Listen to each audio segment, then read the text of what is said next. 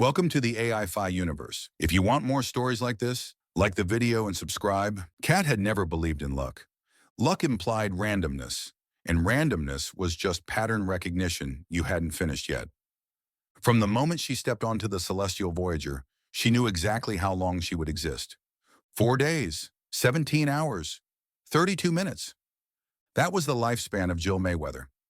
Jill had booked a mid-tier cabin, not ostentatious enough to attract attention, not cheap enough to invite inspection. Jill liked the observation decks during off hours and preferred her meals to be nutritionally balanced but forgettable. Jill had parents on a mid-core agricultural world who worried too much and sent messages too often. The sort of people who would be alarmed if she didn't call, but not alarmed enough to come looking. Kat had written all of it herself. She stood just inside a maintenance corridor while passengers streamed past toward their cabins, listening to the deep, steady hum of the liner's core systems through the bulkheads. The sound was constant, reassuring, a vibration you felt more than heard. To most people, it was background noise. To Kat, it was confirmation that the ship was alive and complacent.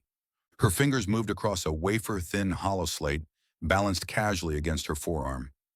Passenger manifests scrolled past her eyes in neat columns of data masquerading as order. Names, cabin assignments, biometric hashes, travel histories. Thousands of tiny truths stitched together into a narrative the ship believed without question. She didn't break systems, she persuaded them. A manifest was only a story everyone agreed to tell themselves. Change the story carefully enough, and the system would defend it for you. Kat injected Jill Mayweather into the upstream registry, adjusted checksum weights by fractions small enough to look like rounding errors, and let the liner's AI reconcile the discrepancy automatically. The celestial Voyager accepted Jill Mayweather without hesitation. Kat closed the slate and slipped it into the inner pocket of her jacket, her posture relaxing by a single degree. Not relief, just confirmation. The most dangerous part of any hack was never the intrusion. It was the moment afterward, when the system decided whether to question what it now believed. Luxury liners were funny that way. They assumed anyone who belonged had already been vetted somewhere else. Security was thick at embarkation and disembarkation, and paper thin everywhere in between. Once you were inside, you were trusted by default. Kat drifted through the ship for the rest of the day, letting Jill exist in public while she remained quietly absent. She watched people who had never worried about disappearing. Couples argued softly in observation lounges, their voices low and practiced. Children chased holographic fish projected along corridor walls, laughing without restraint. Retired executives drank too much in low-light bars and said things they shouldn't to people who pretended not to listen. Kat cataloged faces anyway. Habit. On the second night, as the liner slipped through transit lanes toward its next scheduled waypoint, the job from Era Station replayed itself in her mind. The Silver Fox had paid for speed, a rushed manifest correction, cargo reassignments, a handful of identity scrubs. Clean work, almost dull in its simplicity. The kind of job you finished, got paid for, and forgot, except she hadn't. Something had snagged her attention during the final verification pass. A minor anomaly in the outbound logistics, tagged for Vito Station, a food shipment that didn't align with declared personnel numbers.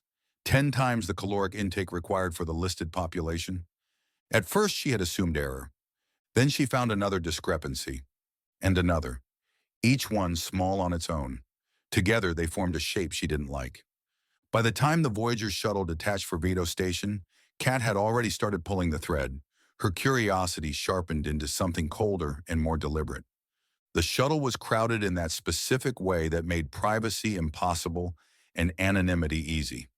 Dock workers in oil-stained jackets, tourists clutching souvenir bags and recording everything through ocular implants. A few people trying very hard to look like they belonged and failing in subtle ways.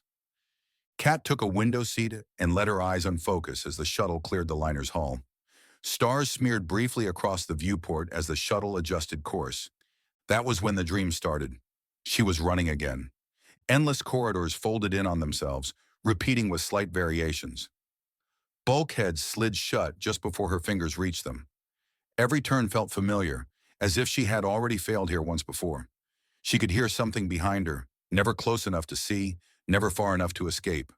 Her legs burned, her lungs screamed. She knew the rules of the dream. She always did. There was no exit.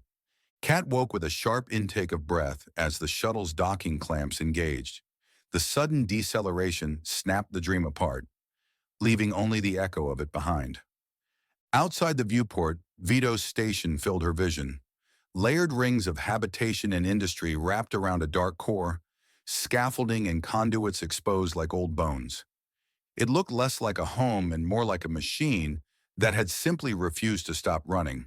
Vito's station. The name alone carried weight in certain circles, old money and older secrets.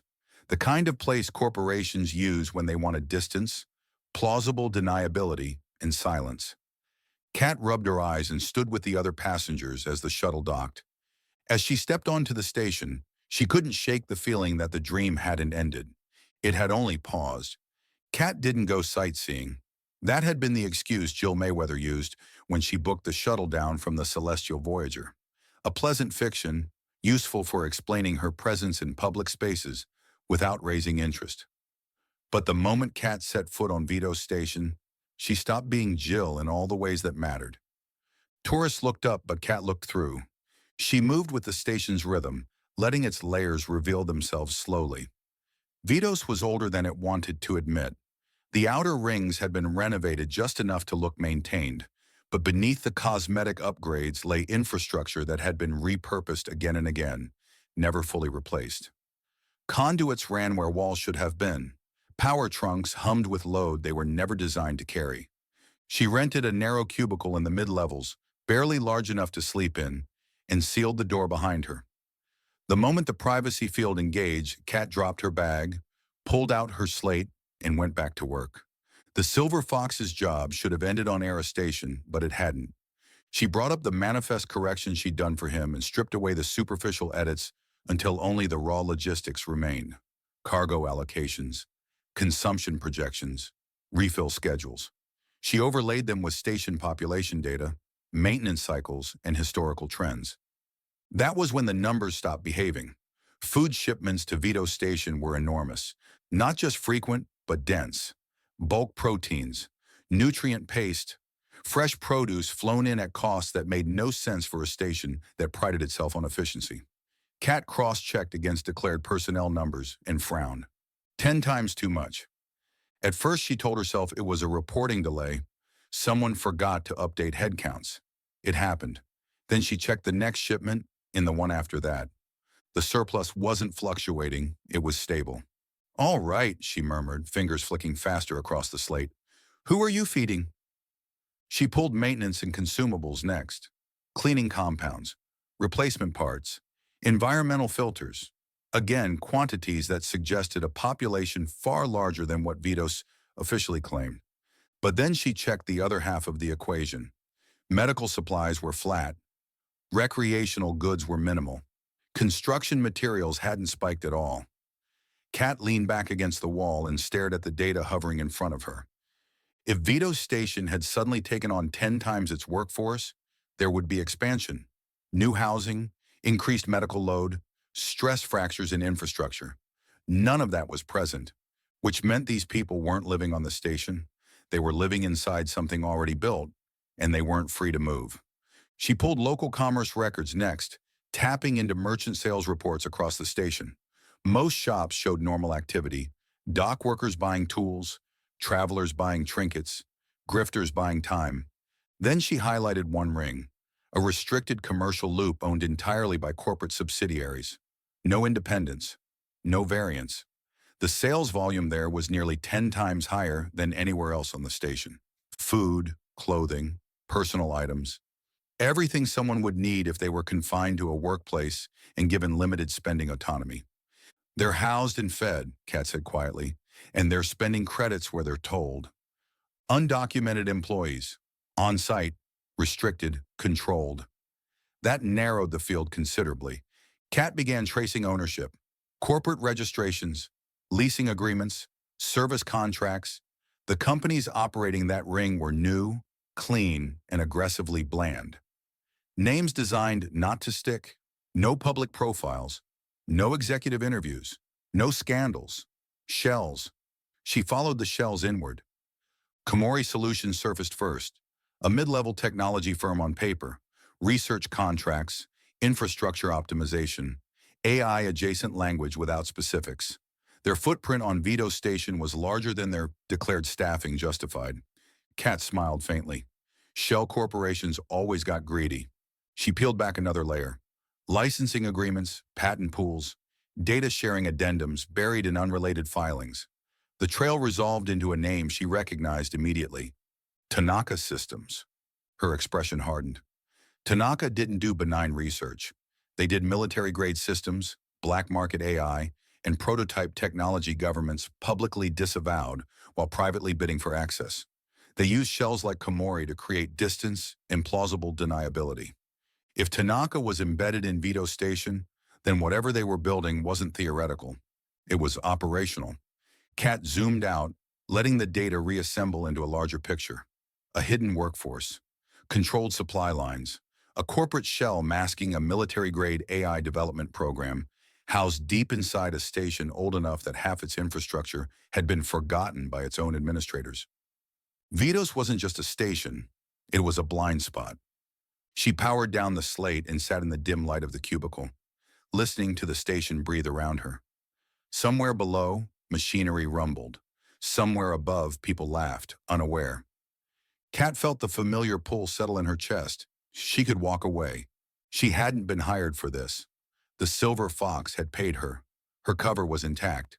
She could disappear again, leave Vito's station behind as just another anomaly in a long list of things she chose not to touch.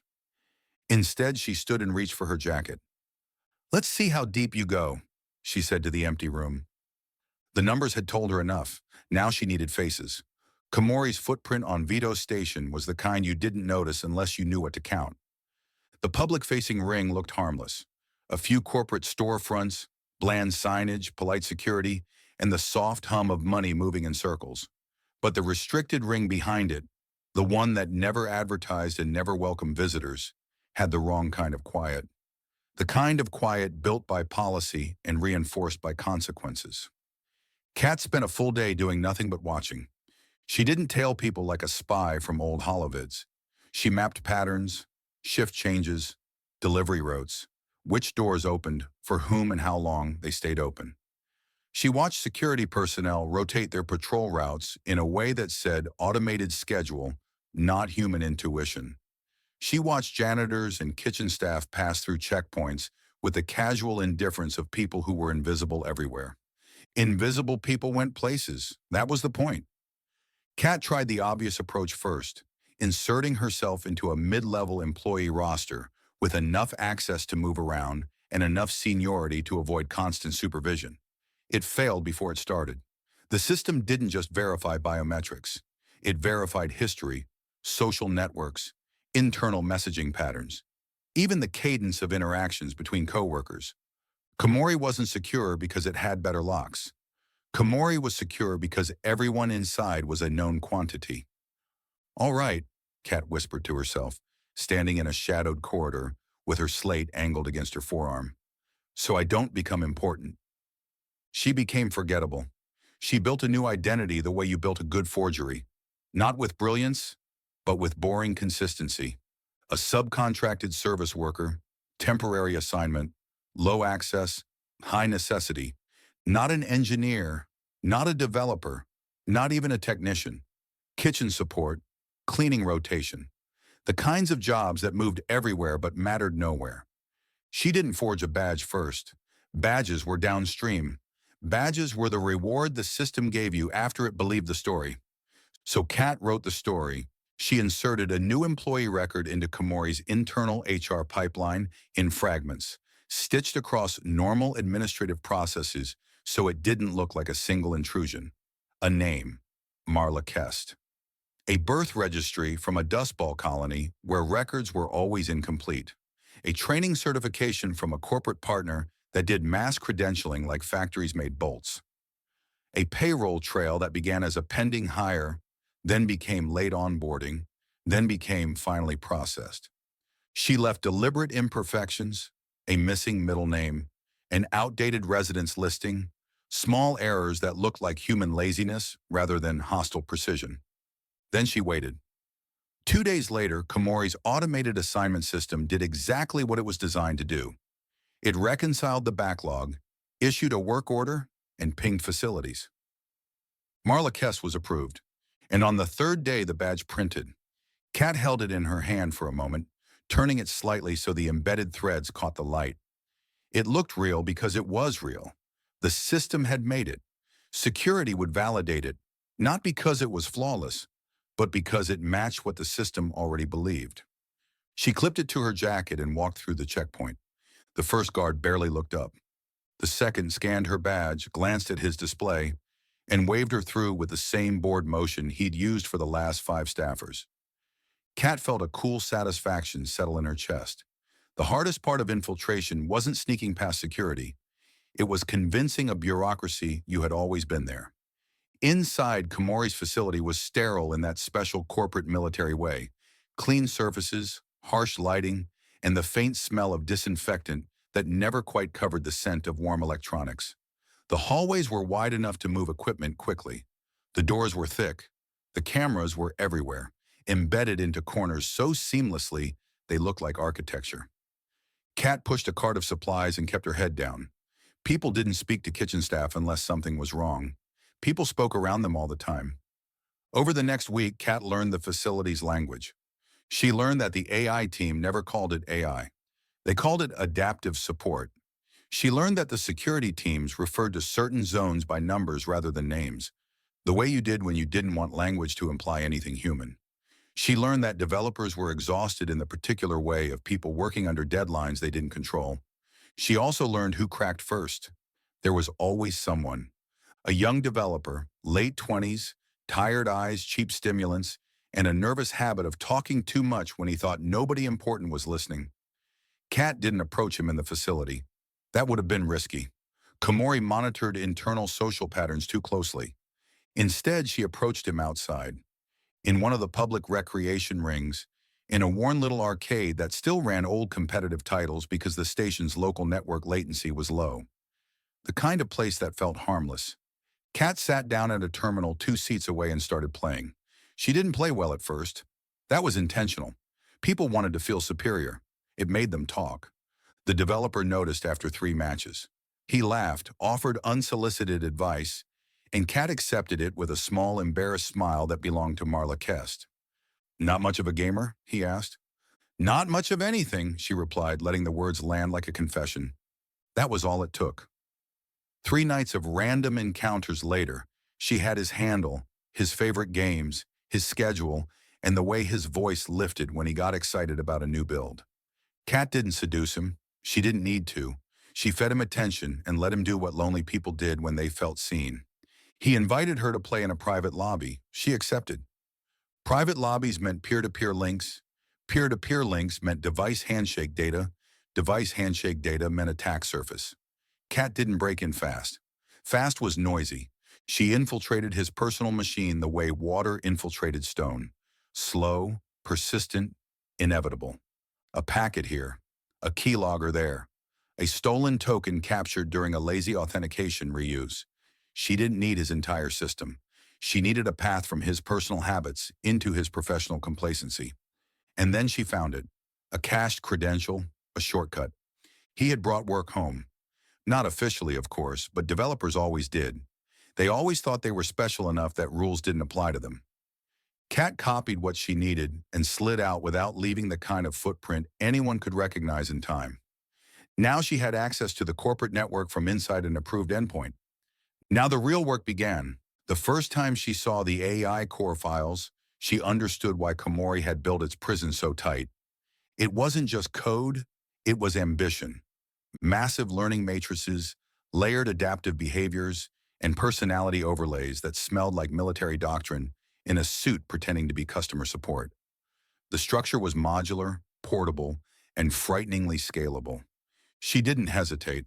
Kat exfiltrated the AI in pieces, compressing it into encrypted shards, blending the transfer into routine data flows so it looked like nothing more than background noise. By the time Komori's monitoring tools could have detected an anomaly, the intelligence was already off-site. hidden inside a dozen small caches Kat had prepared. Then she did the second part, the deliciously cruel part. She didn't simply delete their backups. That would have triggered immediate recovery procedures. The project would reboot in days. Instead, she corrupted them. She replaced archive structures with junk code that looked plausible until you tried to compile it. She seeded slow poison into their redundancy systems.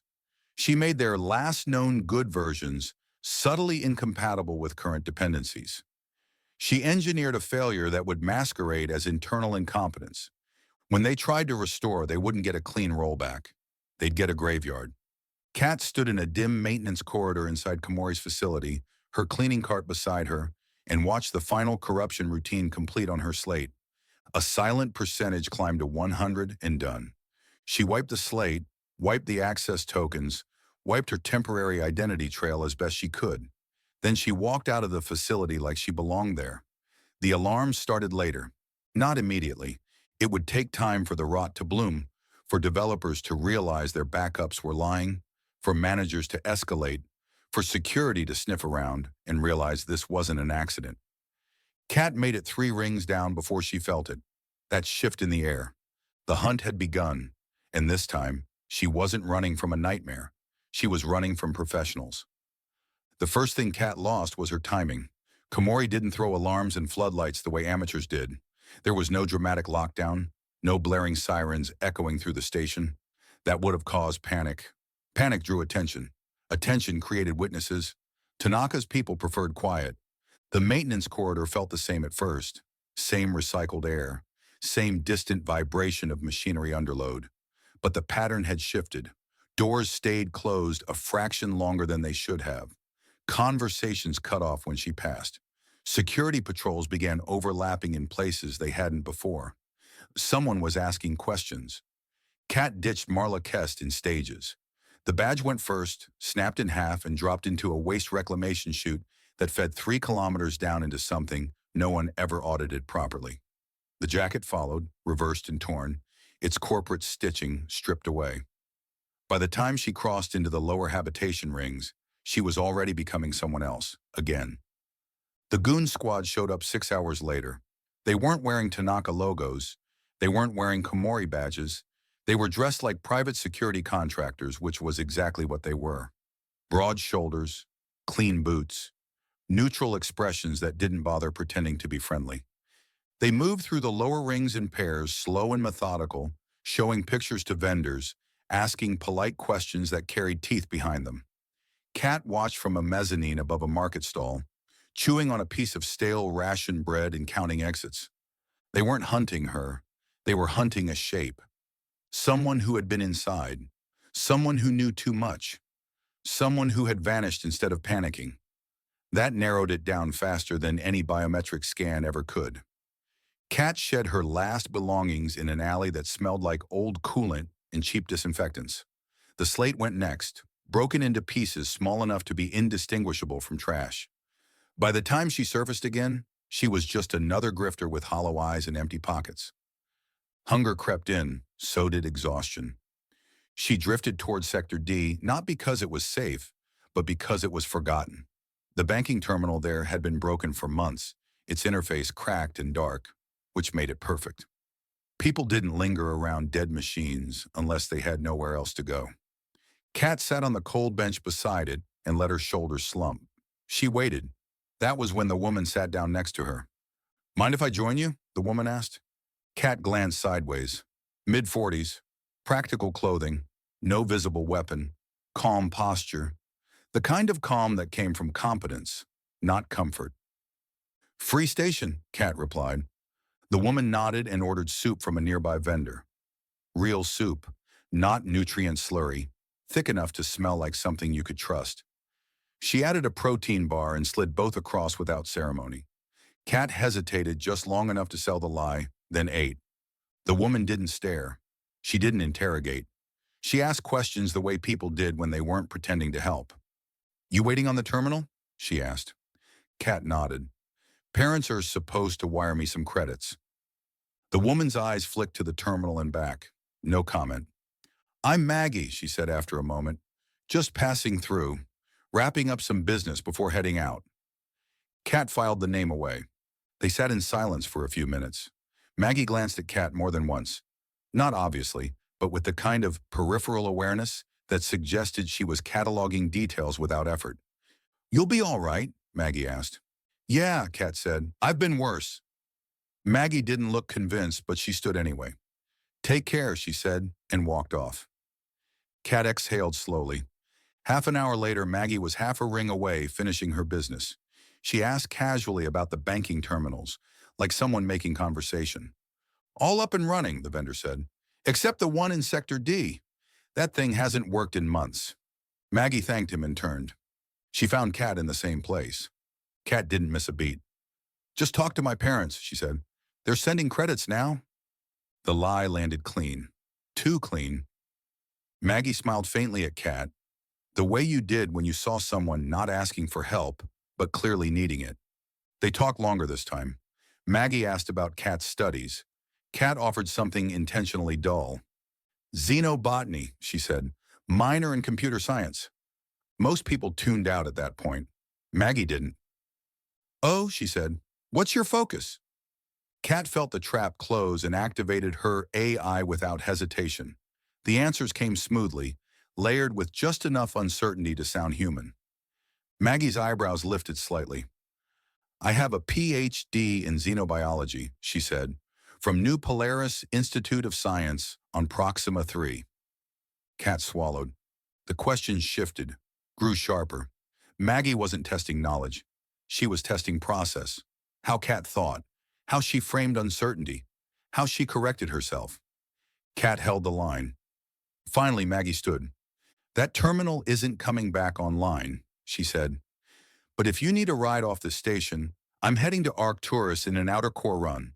Should only take 4 or 5 days, and I could use some help with my ship's hydroponic systems." Kat's heart skipped. Maggie smiled, slow and unreadable. "The Star Jumper, ever heard of her?" Kat hesitated. Every instinct screamed caution. But the goon squad was tightening its net, and Vito Station was no longer a place you survived by staying put. "I can do maintenance," Kat said. "Trade for passage." Maggie nodded once. "We leave in an hour." They walked together toward the docks. Kat didn't notice the goons until Maggie subtly adjusted her path, guiding them through a crowded accessway that broke line of sight just long enough to matter. It wasn't protection, it was acknowledgement. When they reached the Star Jumper, Kat felt something she hadn't felt in a long time. A door opening instead of closing. The Star Jumper did not feel like a ship that welcomed strangers. She felt like a ship that tolerated them. Kat sensed it the moment she crossed the threshold. The deck plates hummed with a cadence slightly out of sync with modern liners, a subtle reminder that this vessel had been repaired, modified, and repurposed more times than anyone bothered to document.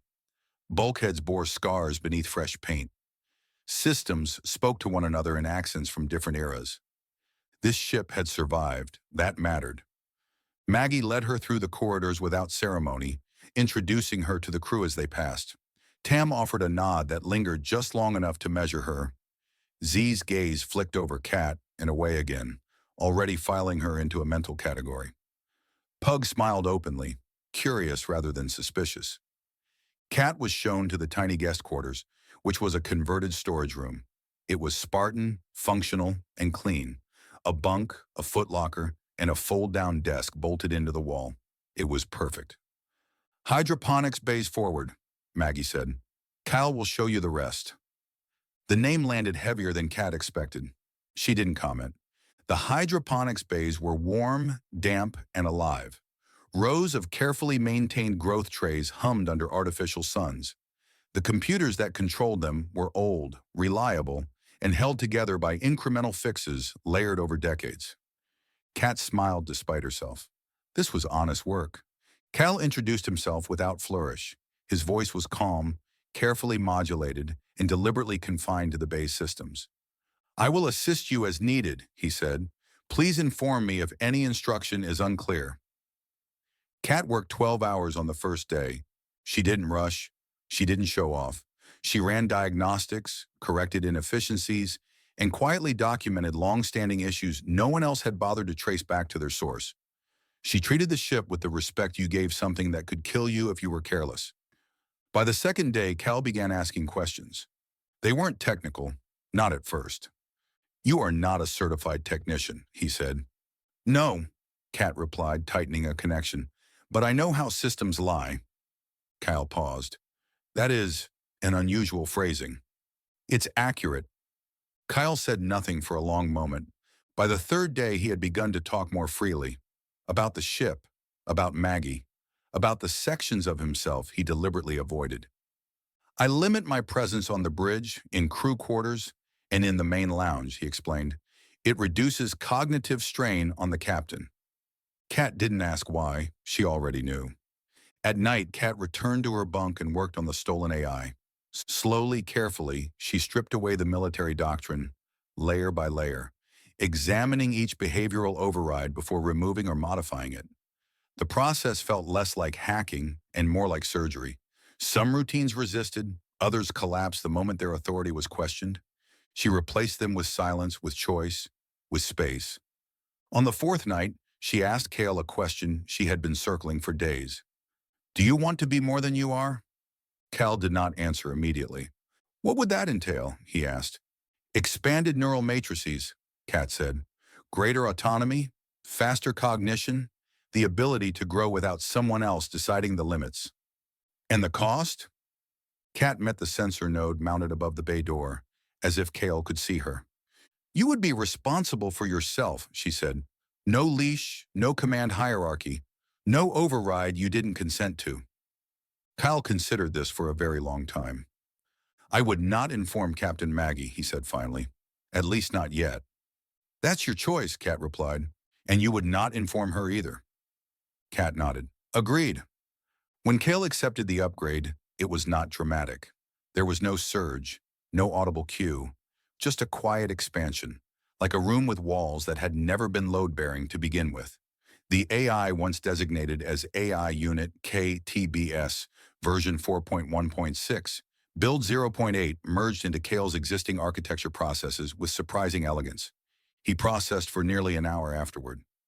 "I will accept the designation KB," he said at last, "though Cal remains acceptable." Kat smiled faintly. KB did not announce himself. He did not alter ship behavior or assert new presence. He simply was, integrating slowly, learning Maggie's rhythms, the crew's habits, the ship's moods. On the fourth day, Arcturus Station came into view. Kat packed what little she owned and stood at the airlock, while Z and Pug shifted crates for their next job. Maggie watched from a short distance away, her expression unreadable. The airlock cycled. Maggie called out, "You going to be all right?" Kat nodded. "I always am," as she descended the ramp. Maggie glanced away for a second, issuing a brief instruction to the crew. When she looked back, Kat was gone. No farewell, no trace of her visible in the crowd. It was as if she had become just another face absorbed into the flow of a crowded station. Somewhere deep in the Star Jumper systems, KB watched the crowd feed stabilize and made a note he did not yet have language for. Something had changed, and there was no going back.